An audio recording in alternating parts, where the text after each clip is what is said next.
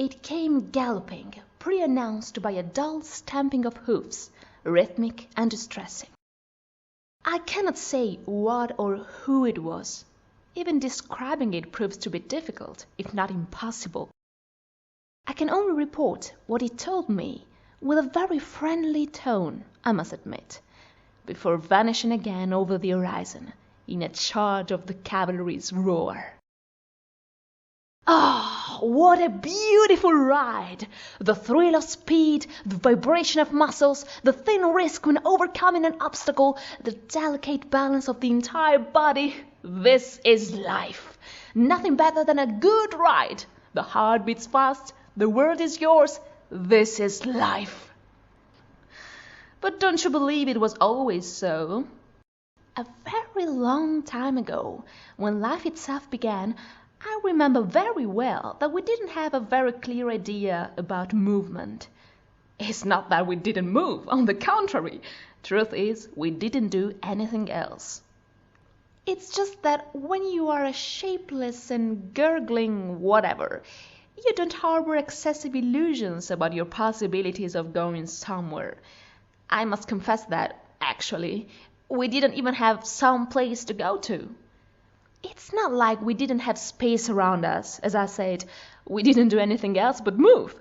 It's that we found it difficult to distinguish the inside from the outside, and consequently, we didn't think about some place that wasn't already this place.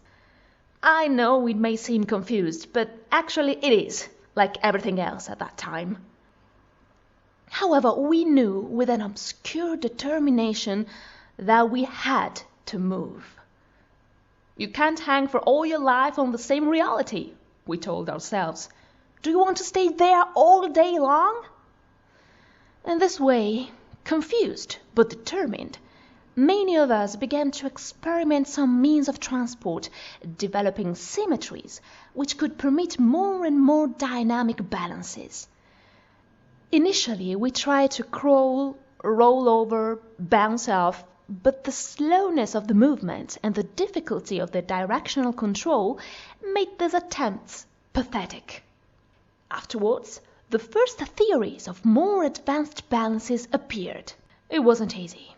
Transforming from unicellular to multicellular itself wasn't a joke. Just try to develop differentiated and specialized cells, then tell me. However, that was the big step. Suddenly, what became fashionable was to develop pseudopods, parapodia, muscles, nerves, lashes, hooks, suckers, tentacles, and finally paws and legs, in even number from 2 to 1,000. It was a real race for the invention of the most original and incredible accessory. Don't believe to those who tell lies about a gradual evolution, logically consequent, in other words, orderly. Look, you can't imagine how many times I explained it to old Charles. I mean, Darwin, you've heard of him, I hope. What a nice old man. You should have seen how his eyes lit up when I told him these old stories.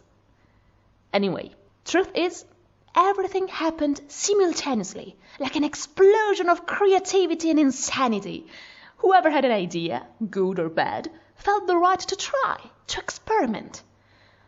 On the other hand, today the most different forms still coexist in the same universe. If a pauropoda decides to have 9 pairs of legs, you can try as much as you want to prove it, that it would have no problems with just 2 of them, like, I don't know, like a gazelle. It's not going to work. In that big boiling of inventions, soon 2 streams were established, or better, 2 factions. Those who sustained the value of stability of radial symmetry, and those who exalted the infinite possibilities of bilateral symmetry. All discussions, often meaningless, were endless and, like it often happens, are still going on today, and none of the rivals changed his mind. I think it's mostly a matter of racial pride. If you gambled evolution on a fine radial symmetry, it's difficult to accept the idea that 2 legs, deep down, are better.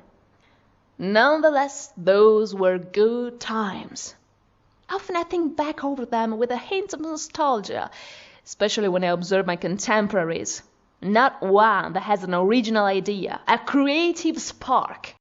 Convinced of having consumed all combinatory possibilities, they lay down in a calm conformism, sitting on their fat butts, or whatever they have.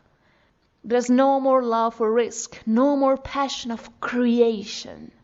But not me. No, my dear, I still have some little ideas in store. I still want to rock. What would you say about a terrestrial mammal suitable for fast running, like, I don't know, a horse with 3 legs? And then it disappeared over the horizon, laughing breathlessly.